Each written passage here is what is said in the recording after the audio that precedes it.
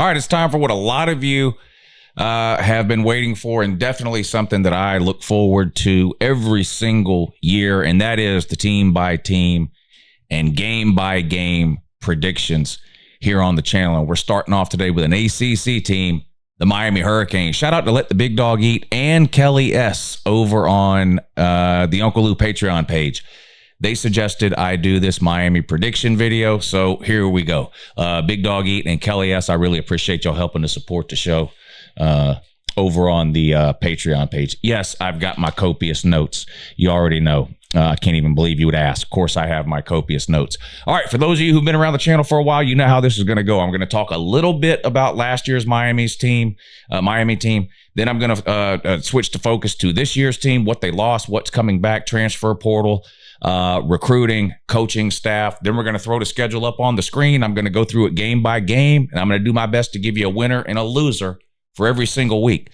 Now, this is extremely difficult to do. It's a lot easier to look at a team's schedule and just go, well, that looks like maybe 9-3 or 10-2 without naming the specific games that you think they might lose. But I give it a shot every single offseason. Sometimes I'm pretty close. Sometimes I'm really wrong. Every once in a while, I nail it dead on, the correct record and the correct wins and losses. I'm going to give it my best shot here. All right, the Miami Hurricanes, head coach Mario Cristobal headed into his third year. How'd they do last year, 2023? Well, 7-6.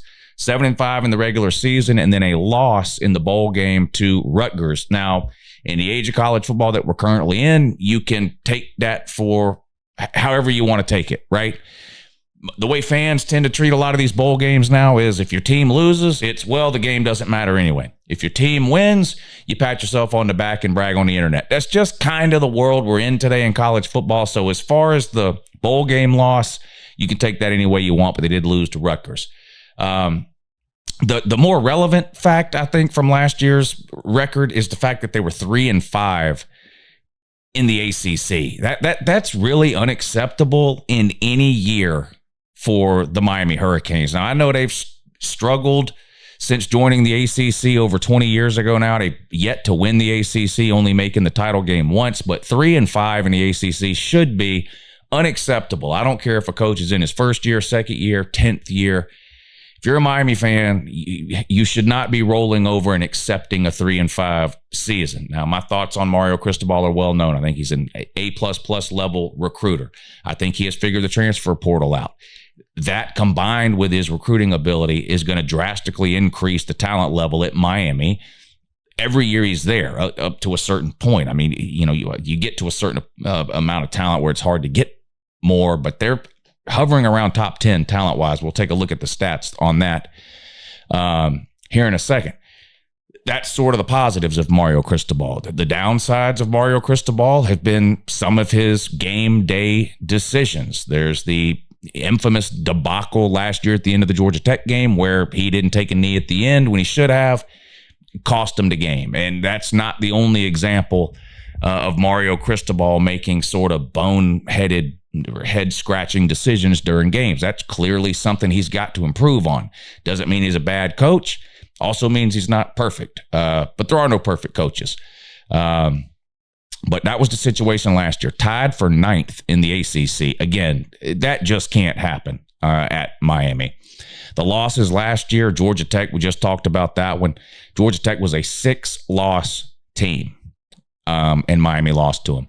You lost on the road at North Carolina. Yes, they had Drake May, but it was a very disappointing and underwhelming year for North Carolina. They ended with 5 losses, but they beat you. You lost to NC State. NC State had sort of a typical NC State year. They were a 4-loss team, but they were better than you. They beat you.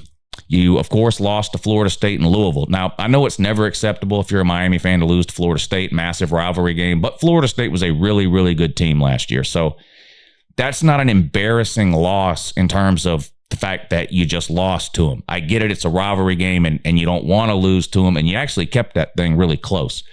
You lost to Louisville. Again, ended up being a really, really good team last year. I know you're not happy to lose to Louisville, but that's an acceptable loss. That's more acceptable than Georgia Tech, North Carolina, or NC State. And then, of course, you have the Rutgers loss in the bowl game, which you already talked about. Again, for what it's worth, they were a 6-loss team, but they beat you. Unacceptable, I think. You lost 4 of your last 5 games. Started out hot, 3-0, 4-0, something like that. A win over Texas A&M, I believe, and then just completely fell off at the end of the season. Now, we can list a million excuses as to why that happened. Depth is still not where it needed to be. Mario Cristobal has increased the talent level there, brought in transfers, good recruiting classes. But that second and third string, and that's kind of, those sorts of things tend to show up in the second halves of seasons when injuries start to mount up. And I get it. Miami had injuries. So does every other team in college football. You lost 4 of your last 5 games. Can't do that if you expect to get where you want to go in the world of college football. Mario Cristobal entered his 3rd year, 5-7 the first year, 7-6 last year. So some improvement from year 1 to year 2 in terms of on-field results. But where you really see the improvement, when you take a look at Miami, and this is something that a lot of people, myself included, have been talking about since Mario Cristobal was hired, where you really see the improvement for Miami is the talent level. And we're going to take a look at some numbers here. Now, again, talent doesn't guarantee wins, but talent does guarantee the possibility of wins. You can't win with no talent, okay? You can't. You can't win with no talent. You can win with talent. Doesn't mean you will, right? Mario Cristobal's got to sort of get out of his own way a little bit here. And you got to hit on some of these key players you brought in through the portal, which we'll hit on in a second. But just listen to some of these numbers here when it comes to Miami, okay? Overall team talent. Now, I don't know how much stock a lot of you put into this. Different outlets put out different rankings for team talent rankings. When it comes to talent rankings, recruiting rankings, transfer rankings, player rankings, things like that, I use 24/7. I use it out of habit. I'm not here to tell you that 24/7 is the Bible when it comes to ranking talent or recruits or teams or coaches or anything like that. I use 24/7 because I've just been using it forever. And by always using 24/7, I at least remain consistent in the numbers that I quote, rather than bouncing around from one site to another to try to prove one specific point or another, right? Like, maybe I'm really high on Team A, so I look on 24/7, On3, Rivals, and ESPN to find the best numbers for that team I can find. I don't do that. I just use 24/7 every time just for consistency. So if you want to tell me you look somewhere else, that's fine. I just use 24/7. So here we go. How talented was Miami last year, 2023, according to 24/7? They were the 12th most talented team in the country. They went 7-6. Unacceptable.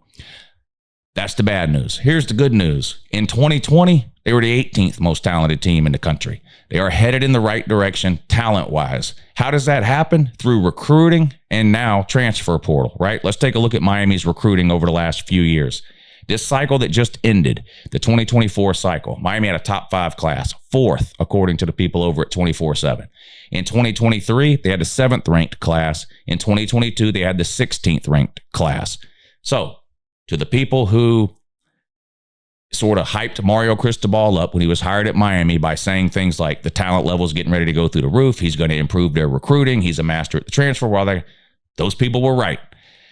The recruiting rankings have gone up every single year that Mario Cristobal has been there. So again, going back to 2022, they went from 16th to 7th in 2023 to this cycle that just ended, a top 5 class with the number 4 rated class.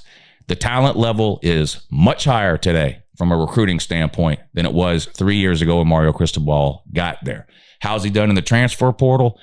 A similar success here. Top 10 classes each of the last 2 years in the transfer portal, 10th and 7th. So not only are they hammering it home on the high school side with the recruiting, but they're using the portal the way, in my mind, a legitimate program should use the portal, and that is to supplement and fill holes on the existing roster, primarily with players that are going to give you an immediate impact. Whereas with recruiting, a lot of times you're looking 2-3 years down the road. Yes, there are some true freshmen that either A, they play because the team that they go to has such dire need at that position, they have to play as a freshman, or B, and even less rare, they're just one of these guys that's just way too good to keep off the field immediately, even as a freshman. But Miami seems to be doing it in what I consider to be the right way. They're hitting it out of the park, recruiting the high school talent every single year. And then they're going into the portal and they're getting key players that can impact their team immediately. The bottom line with all this here, the talent level at Miami is continuing to increase under Mario Cristobal every single year. Now, like I said, that does not guarantee wins. That just guarantees that you will have players that have the possibility of putting you in position to win. You still got to execute on game day. You still have to hire good coaches. You have to have a good training staff. You have to have the weightlifting staff and the medical staff and the analytics and the off-field. You have to have all of that. And you got to have coaches that aren't going to screw you over on game day. You still have to have all that. But it starts with talent, and Miami's got it. Returning production from last year's team. Not great, really. Now, you can look at that in one of two ways. They weren't very good last year, obviously. They went 7-6, right? So maybe you're looking to turn a lot of that roster over. On the other hand, you're going to have a lot of first-time starters this year at Miami. So some good and some bad here. Miami is 45th nationally in returning production at 66%. Most of that returning production comes on the offensive side of the ball. They're 84th in the country in terms of returning defensive production. So you're going to see almost a completely revamped Miami defense in 2024, at least from a playmaker perspective. Yeah, you've got some returning starters, but you're 84th in the country in returning production over there. So you're losing a lot of tackles, a lot of sacks, a lot of interceptions, a lot of passes broken up, all that stuff that they track that goes into returning production. You're losing a lot there. What does Vegas think about Miami's chances in 2024? Well, they have their win total at 9, which is pretty high. Miami has not won 9 games very many times in the last 20 years since joining the ACC. In fact, I think it's only happened twice. I could be wrong, but I think it's only happened twice, maybe 3 times. The Vegas win total, though, currently sits at 9. Now, if you don't know what that is, that's a betting number. So people that like to gamble on college football, they look at this number and they go, well, I think Miami's going to win more than 9 games, so I'm betting over the win total of 9. Someone else looks at Miami and goes, well, I don't think they're going to win 9 games. I'm going to bet under the win total of 9. So that's all that number is. Obviously, it doesn't mean they're going to win 9 games. This is just how the betting public in Vegas feels about Miami heading into the season. What are their chances of winning a national title, according to the Vegas numbers? Plus 5,500, which is a severe long shot, even in a 12-team playoff. Puts them 16th on the list in terms of national title odds. Chances to make the playoffs, plus 250. For yes. So if you think Miami's going to make the playoffs, the odds there are plus 250. If you don't know what that means, it means if you bet $100 that Miami will make the playoffs and the odds are plus 250, if you win the bet, you make $250. So again, sort of not long shot odds, but a long way off from a guarantee there. As far as chances to win the ACC, they have the 3rd best odds to win the ACC at plus 450. So again, that means if you think Miami's going to win the ACC and you bet $100 on it, and they do win the ACC, that $100 will make you $450. So that's sort of the Vegas numbers when you look at Miami heading into this coming season. What do I look at when I see Miami for 2024? Now, I've decided to do something a little bit different this year with these previews leading into the prediction, which is coming up here in just a second. I'm about to put the schedule up on the screen and go through it. These videos in the past have been 30, sometimes 40 minutes long. I go through every position group on both sides of the ball. I talk about key players they lost, key players coming back, key additions, people I think that are going to be impact, questions I have about certain sides of the ball, whatever.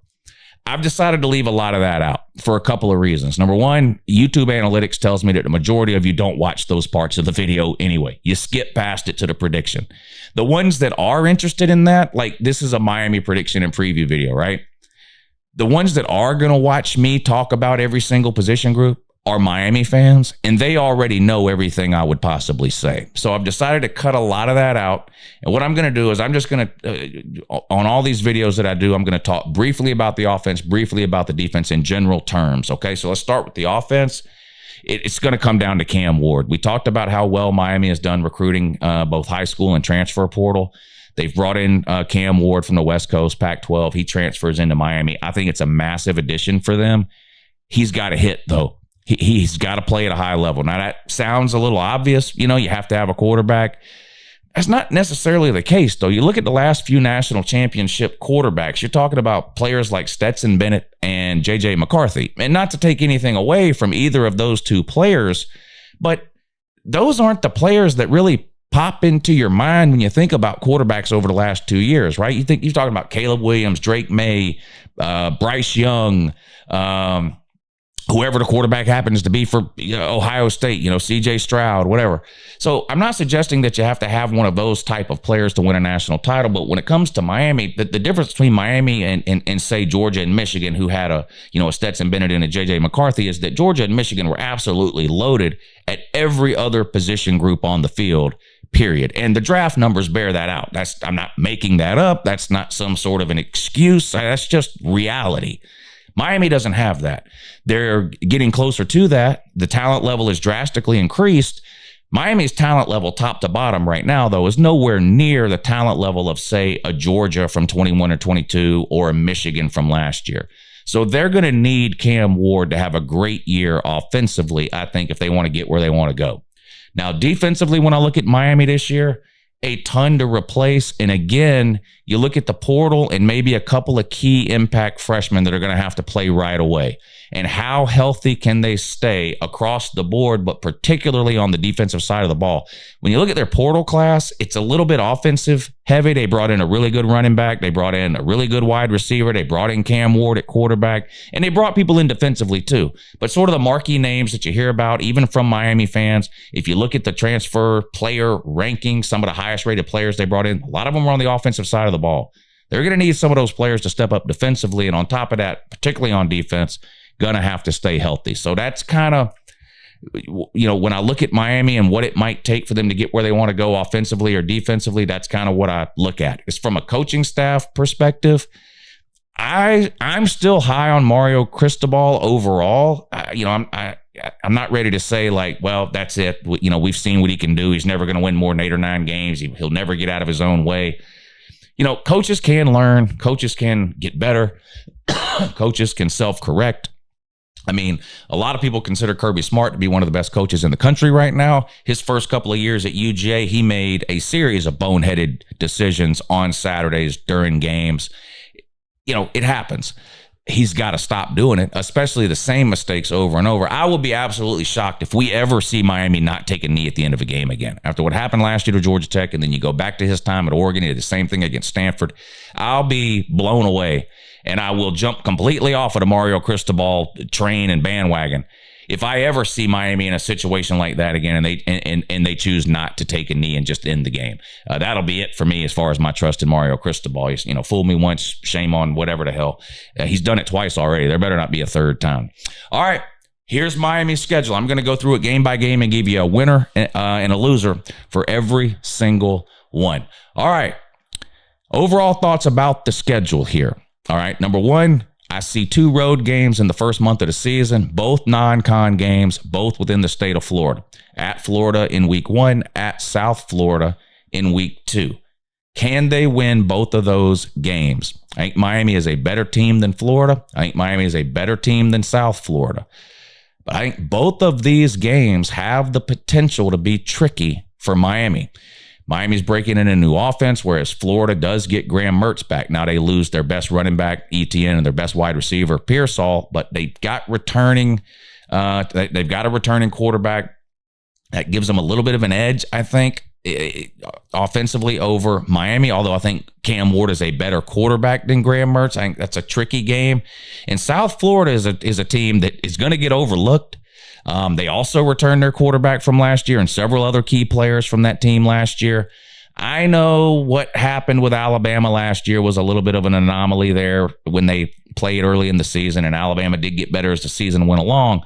But they play Alabama again early in the season this year. So South Florida will be battle-tested against a major Power 5 program by the time that game is played. And you have to play both of these games on the road. Now, I know they're within the state of Florida, but it's going to be hostile environments, particularly at the Florida game. I think those are tricky. Virginia Tech, getting a lot of hype this offseason. This seems like the type of game that Miami finds a way to lose every single year, doesn't it? They're better than Virginia Tech. They've got a better coaching staff than Virginia Tech. They're further down the line in terms of whatever rebuild is going on than Virginia Tech is, but they seem to find a way to lose. Can they not do that this year and get a win there? We'll see. The rivalry game against Florida State, again, it was close last year, but came up short. Florida State also breaking in a lot of new players via the transfer portal, recruiting as well. Huge rivalry game. This has the potential to be one of the biggest Miami-Florida State games in a while. Can Miami get over the hump and win? They get them at home. Georgia Tech, revenge game from last year is just embarrassment. You got to play them there. I think Georgia Tech will be better this year than they were last year, and they beat you last year. And people point to the end of the game, but here's the deal. Like I pointed out in the beginning of the video, Georgia Tech was a 6-loss team.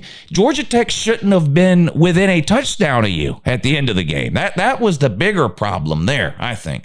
But so can you get over that hump this year? Now, here's some things I don't question. So those are some of the questions I have about the schedule. Here's some, I don't have any questions about these games here. Florida A&M, win. Ball State, win. 2 non-con games against group of 5 teams that you should have no trouble beating. And if you do, it's a huge red flag. But I think you beat them easily. I didn't have to think about that at all. On the road at Cal, they were one of the worst teams on the planet last year. I don't expect any different this year. Yeah, you got to travel all the way out to the West Coast. But let's be real.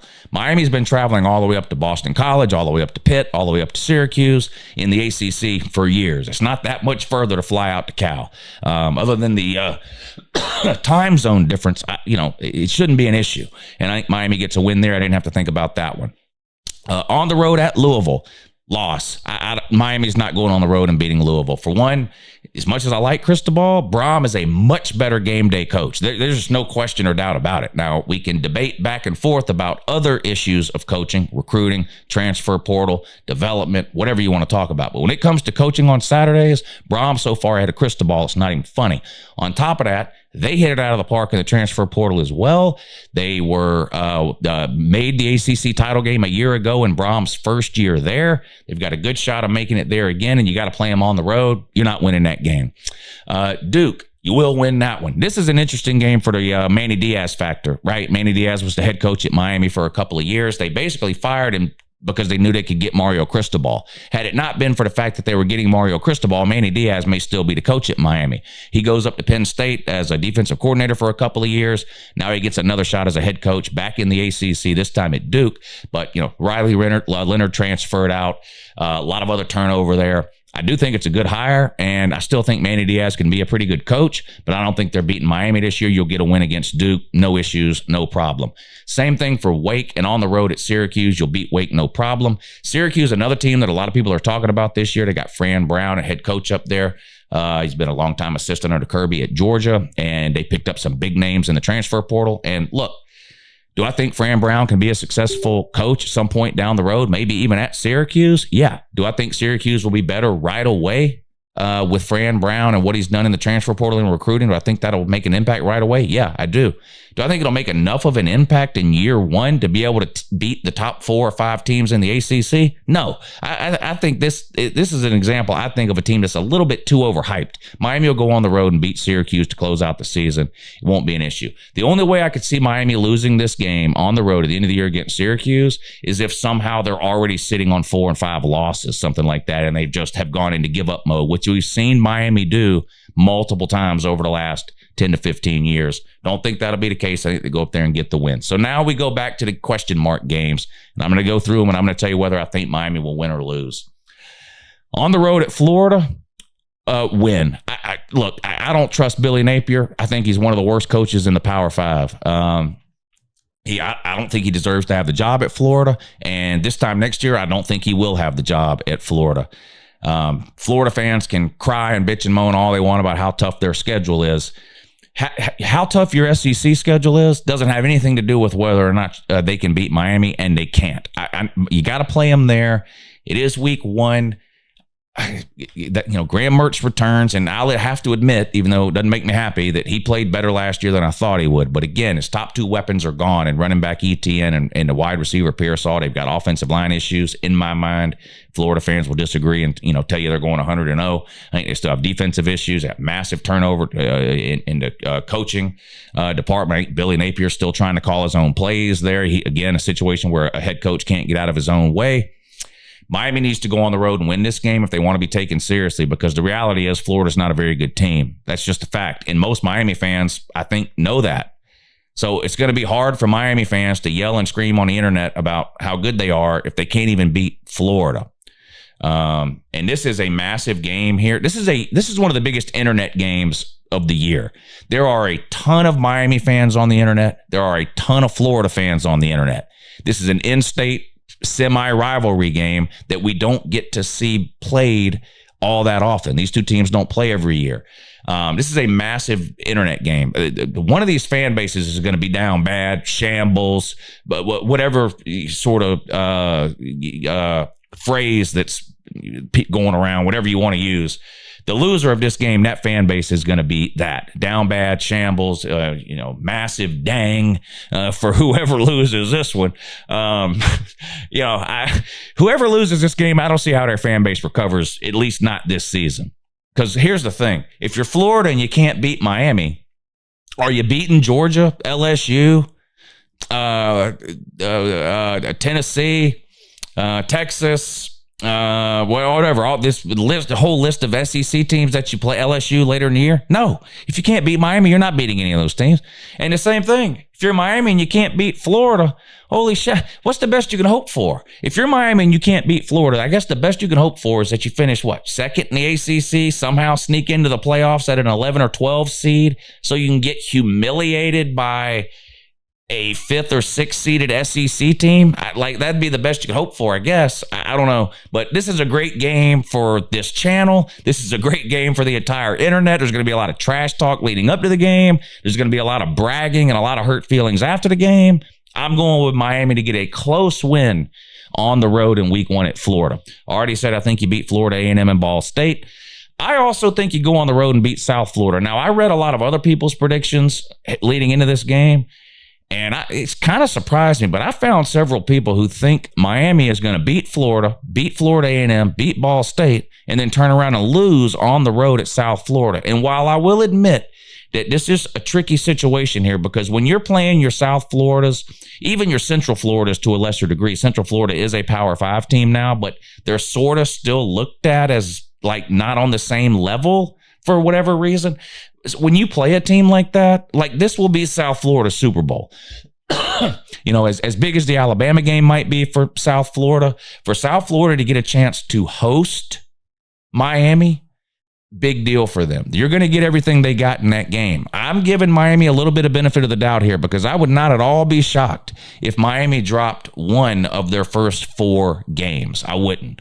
If they drop 2, if they lose to Florida and South Florida, that would surprise me and send up huge red flags. If they only lose one of those first 4 games, then, maybe that's not what you wanted to see happen, but I think the season is still recoverable. I mean, you got to remember, Florida and South Florida, neither one of those are ACC games, but I think they go 4-0. Come back home, play Virginia Tech, loss. I think Virginia Tech beats you. Look, I think I've been very complimentary of Mario Cristobal, not just in this video, but going all the way back to the minute Miami hired him. I've been very complimentary about the things that I feel like Mario Cristobal does well. Mario Cristobal costs his team at least one game every single year. You just can't argue that point. You can argue the point that it won't happen this year, but you can't argue the fact that it hasn't happened every other year that he's been a coach. Combine that with the fact that Miami itself has lost multiple games every single year that they had no business losing. And that leads me to the conclusion that Miami beats Florida, beats South Florida, rides into this game against Virginia Tech at home, undefeated and ranked probably in the top 15, and then gets beat by a team that really they don't have any business losing to, that being Virginia Tech. I do think Virginia Tech will be good this year. I have Virginia Tech ranked in my preseason top 25. Unlike Miami, who's 85th in returning production defensively and 60-something offense, Virginia Tech has the most returning production of any team in the country. Coaching staff, still young there, but into their second, third year now. They're going to pull off some surprises this year. I don't think Virginia Tech's good enough to win the ACC or make the playoffs, but I think they're good enough to beat a team or two that maybe people don't expect them to beat. And unfortunately for Miami, I think one of those teams is you. You catch your first loss at home against Virginia Tech. And don't tell me, well, chat, no way we lose that game at home. You don't have a home field advantage. There'll be 5,000 people at that game. That's just reality. You play in the Dolphins Stadium. It's 45 minutes off campus, or there's other shit to do, whatever excuses y'all like to use. None of Miami's fans will care about this Virginia Tech game. They won't be there, and Miami will lose. You go on the road, Cal, I talked about that, win. Then you get your first of 2 bye weeks. On the road at Louisville, already talked about that. I think they beat you. Now, you do get a bye week before Louisville. So if you're upset about me picking you to lose to Virginia Tech and it somehow makes you feel better, or beating Florida or USF or whatever, maybe you beat Louisville but lose to Florida. In any case, I think this will be your second loss of the season. Okay, I think this will be your second loss of the season. Possibly your third, but I think you get through that first month there. But I do think you take your second loss at Louisville. Florida State, win. I think Miami beats Florida State. They're just a better team. They're just a better team. Mike Norvell's a better coach right now on Saturdays, in my opinion, than Cristobal is. But the game was so close last year on the road at Florida State. And honestly, I think Florida State, I think the way last season ended, and I'm not just talking about the Orange Bowl where they took the worst beating in the history of bowl games, losing to Georgia 63-3 in front of God and everybody else. I'm not just talking about that. Going all the way back to, the quarterback getting hurt there at the end of the season, limping through to the end, just abysmal offensive performances against teams like terrible team like Florida, not barely being able to get a first down against Louisville, being left out of the playoffs and spending the last 6 months crying about Kirk Herbstreit and the one-armed man and whoever else they're blaming for for all their problems. It's just permanent victim mentality that Florida State has taken on. We need to start a hashtag FSU2 movement. Remember the hashtag Me Too movement where battered women could sort of come together and whatever all that was about? We need a hashtag FS2. FSU2. What about FSU? I mean, these people, they want to boycott the college football video game now because Kirk Herbstreit is the announcer in the video game. These people are just out of control. And the players, the ex-players are making ridiculous comments. You got to assume some of that's trickling down to the team. I have a hard time believing that Florida State as a team is as focused on the upcoming season now as they were this time last year. I just think there's too many distractions, too much to blame, lawsuits being filed against their own conference. They want out of the ACC. They're mad at ESPN. They're mad at the SEC. They're mad at the playoff committee. I mean, they're mad at the world. And I just don't think they're going to be as good as they were last year. Massive downgrade at the quarterback situation for Florida State, going from Jordan Travis to DJ Uiagalelei, the ukulele, my buddy Oogie Badoogie there. Massive downgrade. They don't have any wide receivers as good as the 2 that they lost. The running back, Trey Benson, I don't know who's replacing him. Jared Verse, no replacement there. Overall, I just look at all that with Florida State, and I say Miami gets this game at home. They're going to be coming off a loss against Louisville, which makes this Florida State game a must-win for them in terms of trying to make the ACC championship game, and I think Miami gets it done and beats Florida State. Duke, already talked about that. Great, Manny Diaz. There'll be a storyline there. Miami taking on its former coach, but Miami will win. Then we come to the Georgia Tech game. I think you beat Georgia Tech on the road. Now, this is tricky here. I think Georgia Tech can beat you. This is a 50-50 game. I think Georgia Tech is going to – Georgia Tech and Virginia Tech, to me, very similar this year in that they're going to win a couple of games that a lot of people don't see coming. I think both of those teams, Georgia Tech and Virginia Tech, are going to be – I don't know about massively better than last year, but there's going to be an obvious improvement when you watch Georgia Tech and Virginia Tech over what we saw from those two teams last year. And like I said, Georgia Tech beat you last year, and I know that was a freak thing at the end, but they were in a position to win that at the end because they hung with you like that. You have to play them there. Georgia Tech's another team that really has no home field advantage all to speak of. I think you go in there and get the win, but I would not be surprised, especially I think you're lucky this game is 2 weeks after. You got to be a little concerned because you've got you're going to have a loss, right, against a really good team in Louisville. This is the way I'm looking at it anyway. Then you got a huge rivalry game. You take a lot of emotion out of the team. You got to get up for that, right? Then the following week, you got to get questions all week long about what's it like to play your former coach. This is the Manny Diaz game, blah, blah, blah. Lots of outside distractions there. Then you get ready to go on the road to play Georgia Tech. People are going to ask about and talk about last year's game. Georgia Tech, I think, by this point in the season, will be getting some people's attention in terms of the improvement year over year. I can see a scenario where Miami goes in and loses this game on the road at Georgia Tech, but I'm picking Miami to win it here. Second bye week comes after that, and then I already told you I think you beat Wake and Syracuse. So boil all that down. What do you get? Well, what do you get here? Well, you get wins against Florida, Florida A&M, Ball State, and South Florida. You get a loss to Virginia Tech. You get a win against Cal, a loss to Louisville, win against Florida State, win against Duke, win against Georgia Tech, and then you close out the season with wins against Wake and Syracuse. I've got Miami at 10-2. Now, I'm going to catch a whole lot of shit for this. What do people say? Oh, Lou, falling for the Miami thing again. I think I picked Miami to go 7-5 last year. So don't come at me with, you're falling for the Miami shit again. No, I picked Miami to go 7-5 last year. What'd they go? 7-5? Oh, okay. Something like that, 7-5. Maybe it was 8-4, but I was close. Miami's got to win these games, though. I mean, at some point, Mario Cristobal's got to win these games and get out of his own way. The Florida game is huge. Absolutely huge. I'll come on here. Look, I've got Miami at 10-2. If they lose the Florida game, they might go 7-5. I'm dead serious, because if they lose to Florida, it becomes more possible that they lose to South Florida. And if they lose to Florida, it becomes more possible that they lose to Florida State. It becomes more possible they lose to Georgia Tech. It becomes more possible they lose to Syracuse. So I've got them at 10-2, but a lot of that rides on Miami's ability in week 1 to beat Florida. If they lose to Florida in week 1, then my prediction here for Miami is going to be way off, because instead of being 10-2, they're going to be more like 7-5. But anyway, there you go. I've got Miami at 10-2. Probably a trip to the ACC title game. They will have 2 ACC losses, according to me, Virginia Tech and Louisville, but they'll have a win over Florida State. Now, they avoid 2 of the other contenders within the ACC, Clemson and NC State. So I don't think 10-2 guarantees them a spot in the ACC title game, but I think 10-2 more likely than not puts them into the ACC title game. Let me know down below how stupid I am, and have a good morning.